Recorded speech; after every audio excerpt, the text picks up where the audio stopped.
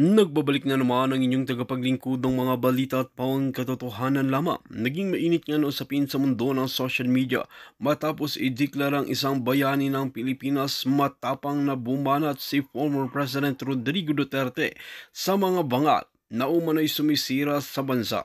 Sa mga kanyang talumpati, diretsahan niyang sinabi na hindi siya natatakot sa mga panlilinla na mga politiko. Ayon sa kanya, panahon na upang magising ang bayan at labanan ang mga tiwaling nasa pwesto. Maraming Pilipino ang pumalpak at sumuporta sa kanyang mga sinabi. Habang ginaganap ang seremonya, ramdam ang tensyon sa pagitan ng kanyang mga taga-suporta at mga kritiko. May mga ilan sa mga bangag na pilit na iniiwasan ang usapan, habang ang iba naman ay paplanong gumanti, ngunit hindi natinag si former President Rodrigo Duterte at patuloy na inilahad ang kanyang paninindigan. Ayon sa kanya, ang tunay na bayani ay hindi natatakot ipaglaban ang tama kahit sino pa ang kanyang makabangga. Kasabay ng kanyang deklarasyon bilang bayani, marami ang nanawagan ng malawakang pagbabago sa gobyerno. Sinabi ng ilan na dapat itong maging aral sa mga politiko na patuloy na linuloko ang taong bayan. Samantala, may ilang nagsasabing ang pagkakilala kay former President Rodrigo Duterte ay isang makasaysayang hakbang para sa bansa. Ngunit sa kabila ng mga papuri, may mga grupong nananatiling tutol sa kanyang pamana. Ngayon, nag-aabang ang sambayanan kung ano ang susunod na mangyayari. Magigising na nga ba ang bayan mula sa panlilinlang ng mga bangag o magpapatuloy pa rin ang dating kalakaran ng gobyerno? Isa lang ang sigurado, hindi pa tapos ang laban ni former President Rodrigo Duterte at ng kanyang mga taga-suporta. Mga kaibigan, para nga sa karagdagang impormasyon, panoorin nga natin ang buong video. At kung bago ka pa lamang sa aking channel, huwag kalimutan i-click ang subscribe button at notification bell para lagi kang updated sa ating mga bagong video. At para sa solid viewers natin dyan, maraming salamat sa walang sawang pagsuporta. Meron isang presidente na talagang bangag.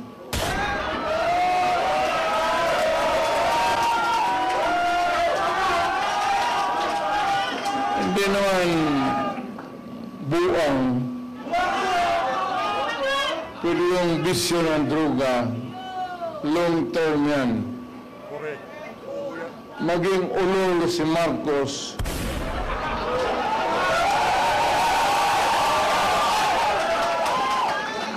kung maybe constant use of heroin. Dito ho sa video na ito, mga kababayan, sinagot hong punto por punto nitong si dating Pangulong Rodrigo Duterte yung mga patutyaga nitong si Marcos Jr. Pero bago ho yan, mga kababayan, isang like at isang subscribe. Masaya na ho tayo dyan. Hayun na nga, mga kababayan, wala ho tayong maraming pag-uusapan dito sa video na to. Rekta na ho tayo sa mga punto de vista nitong si dating Pangulong Rodrigo Duterte. Yan na nga ba sinasabi natin, Marcos Jr.? Hinay-hinay ho kasi kayo sa pagbanat sa mga kandidato nitong si dating Pangulong Rodrigo Duterte. Team Suka pala, ha? Itong Team Suka na to, ito ang tatalo sa senatorial lineup ng administrasyon itong si Marcos Jr. Pakinggan ho natin itong mga kababayan. Pasadaan ho muna pala natin na mabilisan itong naging talumpati nitong si Mayor Baste Duterte dyan sa proclamation rally na yan ng mga kandidato nitong si dating Pangulong Rodrigo Duterte. Mayor Baste. John Z. Duterte! Nakikiusap po ako sa mga tao dito. Please, upo lang po. Upo. Sa ating pinakamamahal na Pangulo at Chairman ng Partido Demokratiko Pilipino, Pangulong Rodrigo Roa Duterte, sa lahat ng mga kasapi ng PDP, mula sa mga opisyal at mga miyembro sa buong Pilipinas, sa ating mga kapwa Pilipino, isang makasaysayang araw sa ating lahat. Taos puso akong nagpapasalamat sa bawat isa sa inyo sa patuloy na pagtitiwala sa Partido Demokratiko Pilipino at sa mga advokasya na ating ipinaglalaban. Isang malaking karangalan na makasama kayo sa hadikain na maiangat ang ating bansa at ang buhay ng bawat Pilipino. Ang PDP ay maninindigan hindi lamang para sa atin ang dirito ngayon, kundi para sa bawat Pilipino na siyang tunay na lakas at pundasyon ng ating partido. Higit 4 na dekada ang nakaraan na buo at nanindigan ng PDP laban upang tutulan ang mapang-abusong Rehimeng Ferdinand Marcos Sr. Ngayon, ang buhay at kinabukasan ng mga Pilipino ay nalalagay na naman sa alanganin. Habang nagsusumikap tayong humakbang patungo sa isang maunlad na bukas, ay pilit naman tayong hinihila pabalik ng administrasyon ni Ferdinand Marcos Jr. sa isang mapang-abuso at mapagmalabis na pamahalaan. Minsan na nating naipakita at napatunayan na kaya nating ayusin ang sistema ng ating pamahalaan sa pamumuno ni Pangulong Rodrigo Duterte.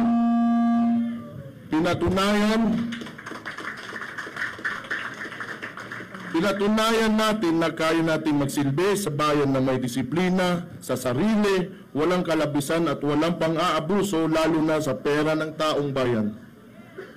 Huwag nating sayangin ang mandato na ibinigay sa atin ng ating mga kababayan. Huwag nating sayangin ang mga buhay na itinaya ng ating mga kapwa Pilipino, lalo na ng mga pulis at sundalo, para lamang maipaglaban ang kapayapaan at kalayaan ng ating bansa. Bilang mga lingkod bayan, tungkulin nating ibigay sa mga Pilipino ang buhay na masagana, bansang mapayapa at lahing maipagmamalaki sa buong mundo. Bilang mga tunay na kasapi ng PDP at boses ng mga Pilipino, patuloy tayong makikilahok, magsasalita at makikipaglaban. Mga kapatid, nagsisimula pa lamang tayo. Mahirap at mapanganib man ang landas na ating tatahakin, hindi ito mapapawi ang nagliliyab nating mga damdamin para sa isang mapayapa at maunlad na bansa. Hindi tayo uurong, patuloy tayong hahakbang para sa karangalan ng mga Pilipino at ng buong Pilipinas.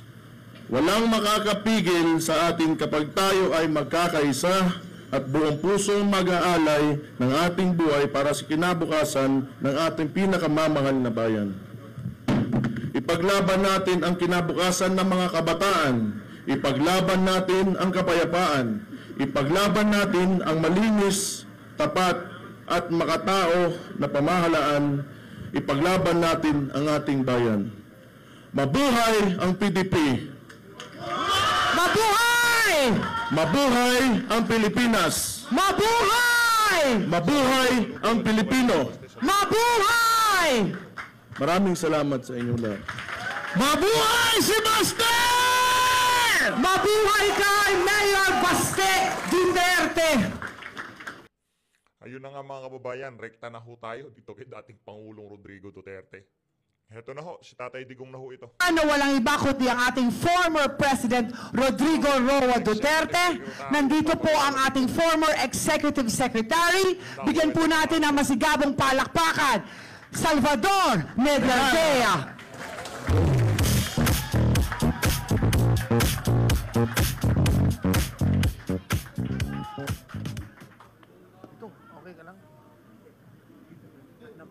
Hello. Magandang gabi po sa kanilang lahat. Bago ko pakilala ang dating Pangulo, gusto ko lang paabot sa inyo na nandito tayo sa isang napaka-significant na venue. Alam niyo, pagpasok niyo pa lang sa pintuang ito, mayroong isang napakagandang painting. Painting ng isang dating Pangulo na nanunumpa na maatas na bagong Pangulo dahil may isang Pangulo na natanggal. Alam na natin yun. Hindi na chismis yun. Huwag na natin palalayuin pa. This is a very significant and solemn place. Sa mga nautusang bumili ng suka,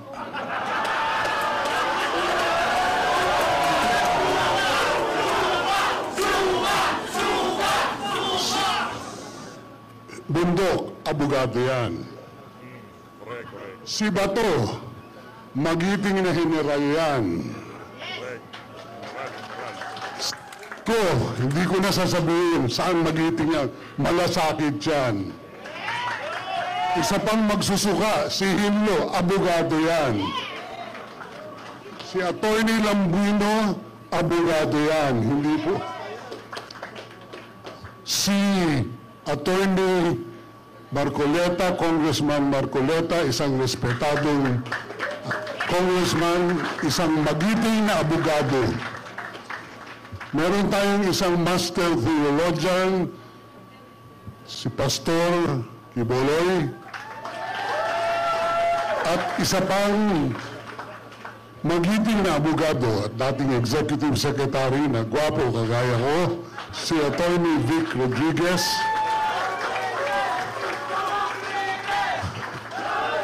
At isang napakagwapong premierong aktor at famous awardee, si Philip Salvador. Very effective. Sila po ang mga nautusan bumili ng suka. So, para sa mga nabudol, nais kong iatid sa inyo ang dati nating mahal na Pangulo, Rodrigo Roa Duterte.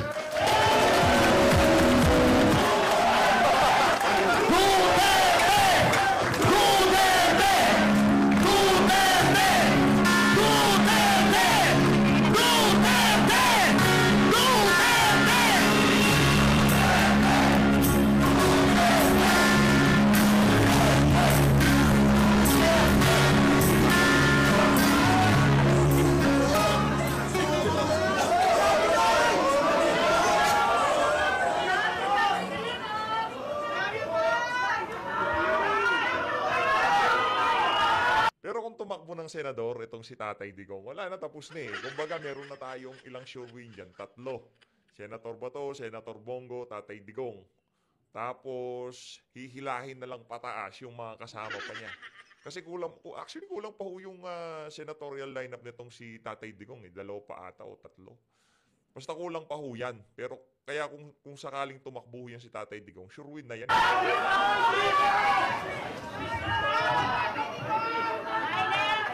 Alam mo, may sarili akong subject matters sa isip ko papunta dito. Problema, I just been handed baka ito at ating plataforma, dito na lang tayo rin susunod. Baka ito yung mga issue na malapit sa tao, sa kanilang kahirapan o sa puso nila.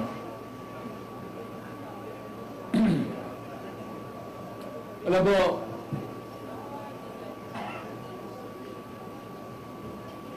I would like to I do not want to criticize anybody.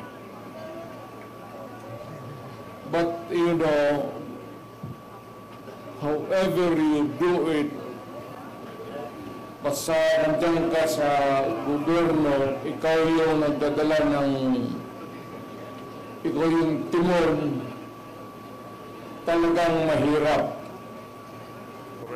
And I can understand kung yung mga issue hindi ka agad nabibigyan ng, if it's a problem, it would take time. But apparently, itong sa panahon na ito, patong, ay yung solution, mahina ang dating. Ako, mahina yung mic nila. That is why,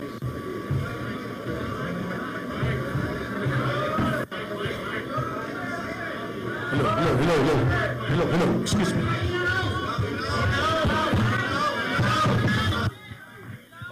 Lagayan pa ng ilaw, parang tinatrabaho. Sinasabotahe itong talumpati ni Tatay. Check. Grabe naman yan. May mga emergency light na lang yung mga nakailaw. Sinasabotahe nga tayo. Grabe, daming tao. Mga organic po yan. Nagpunta dyan yung mga yan. Alam natin yung issues.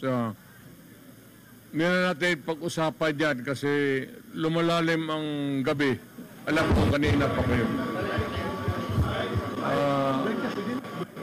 Basta dito, ang gusto atang plataforma na sasabihin.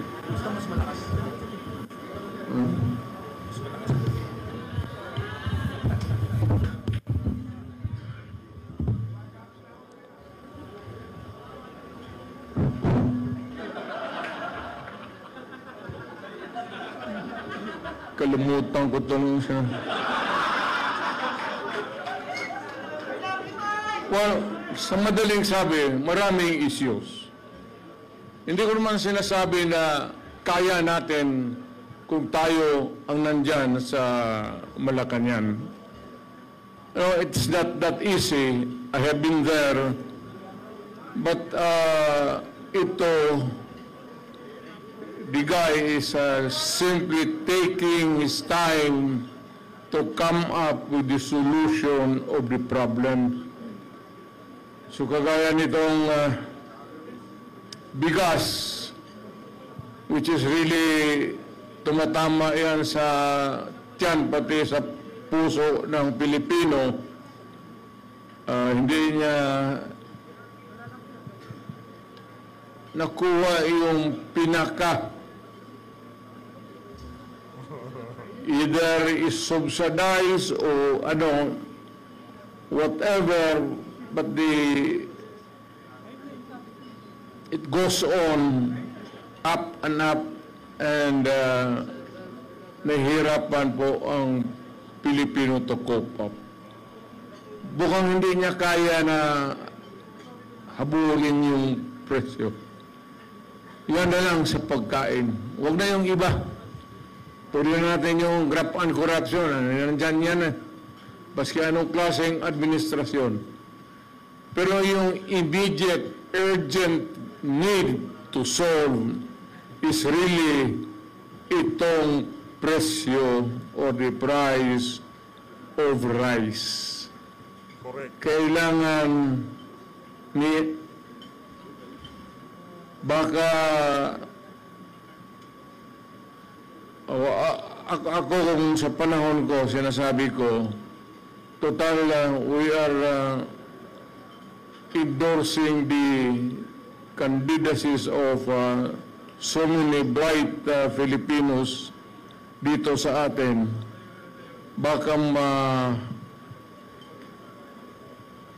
not the magic one, but makuha nila kung paano talaga bigyan ng solusyon.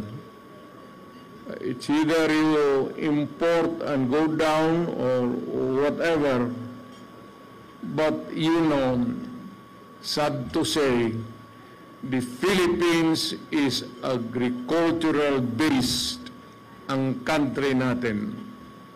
Ang ekonomiya natin is agriculture.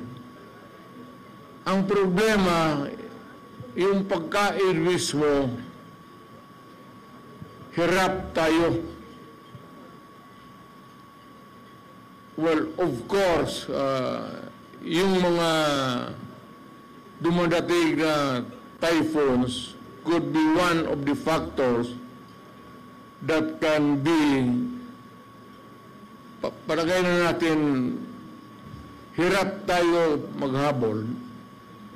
Alam mo, pag nasa gobyerno ka, ikaw yung nagdadala, you cannot give promises.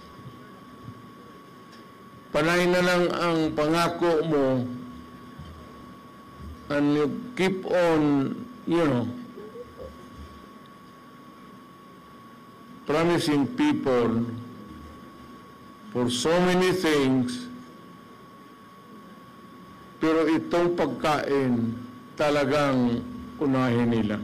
Pinaka-basic talaga. medyo hirap sila. Aywan ko kung bakit. Ngayon, kung yung presyo ng bigas, yung presyo ng pagkain para sa Pilipino mas bababa ngayon,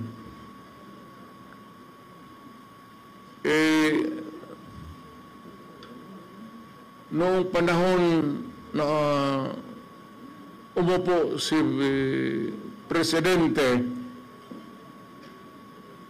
kung mas mababa ang presyo ngayon ng pagkain, iboto natin yung mga kandidato niya. Nakikita mo naman, talagang almost hindi na kaya. Hindi kaya ng tao. Mahal mahal. Ngayon, kung mas madali maghanap ng trabaho ngayon sa panahon niya, then doon ka sa kanya, doon sa administrasyon. Galing talaga to si tatay. Kung sa panahon na ito, kung pante ka na maglakad, na walang takot, nakakapagpasyal ka, baski saan, huwag mo nang bitawan si Marcos. Piliin mo na yung kandidato niya.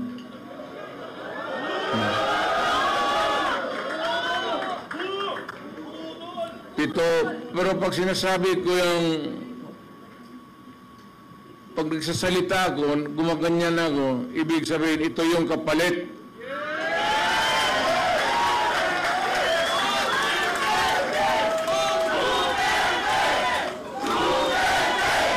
It's easier for you to find employment or jobs now than before.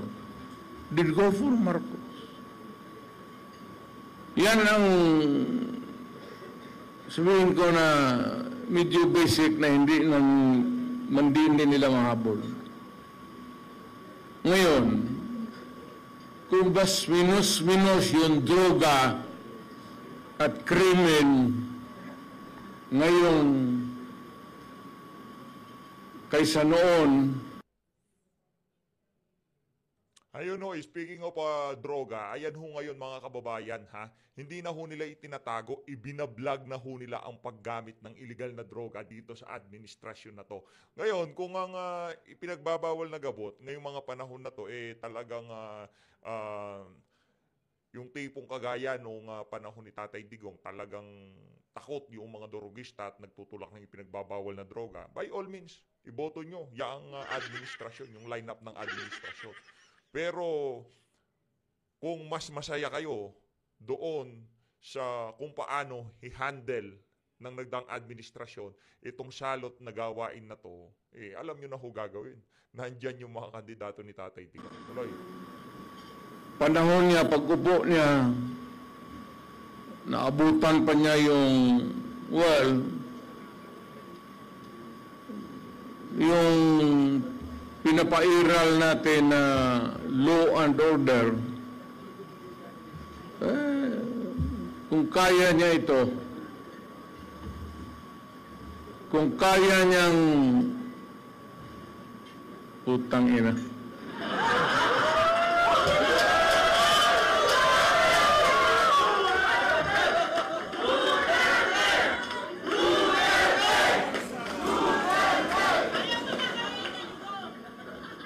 Alam mo kung ako ang drogista,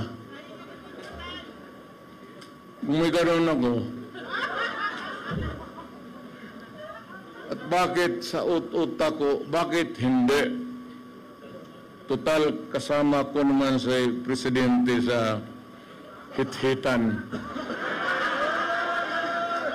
So, yung, baski yung mga pulis, pati military, medyo, ano sila? Because of the incongruity. Hindi magkasya meron isang presidente na talagang bangag.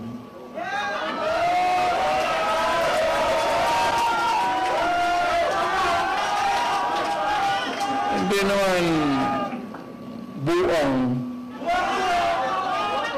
pero yung bisyo ng droga, long term yan. Correct. Oo yan. Maging ulol si Marcos,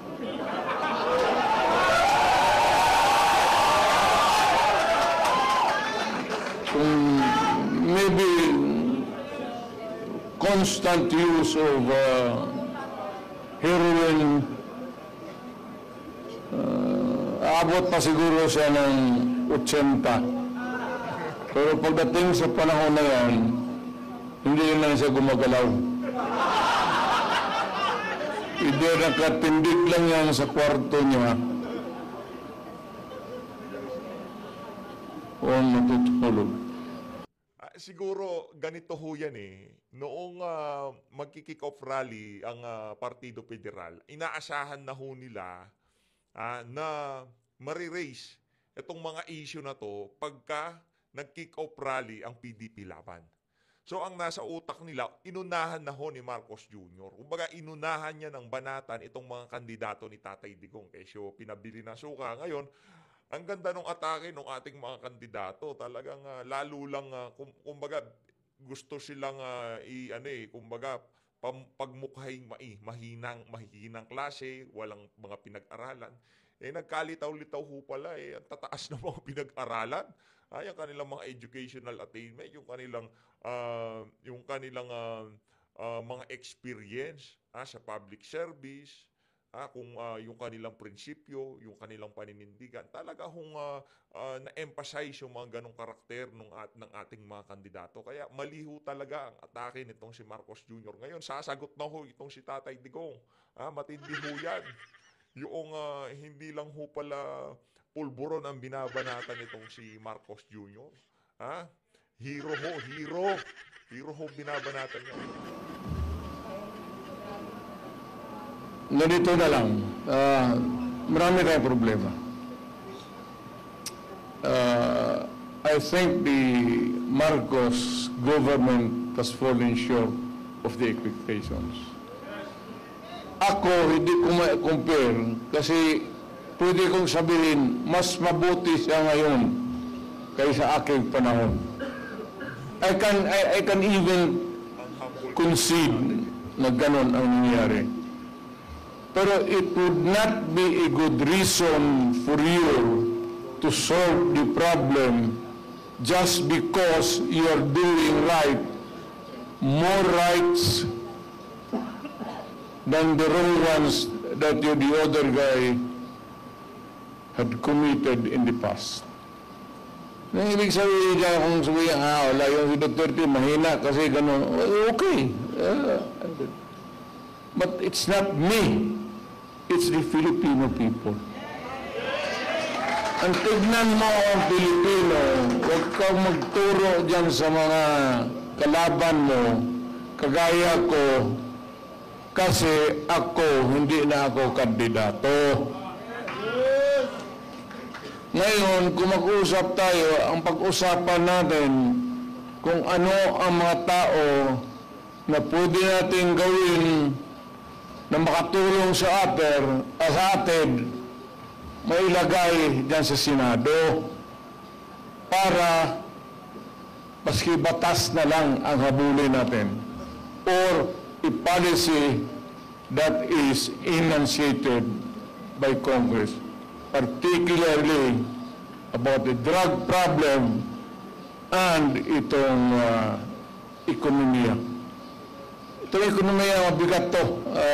Walang bright dito. But at least naman yung sabi ko pagkain, sana mahapan nila ng paraan. Talagang tumataas eh. Kaya, I don't know how it operates now, but if you continue to practice democracy, we have to have a Senate na kailangan nandyan even to persuade any sitting government to do what is right.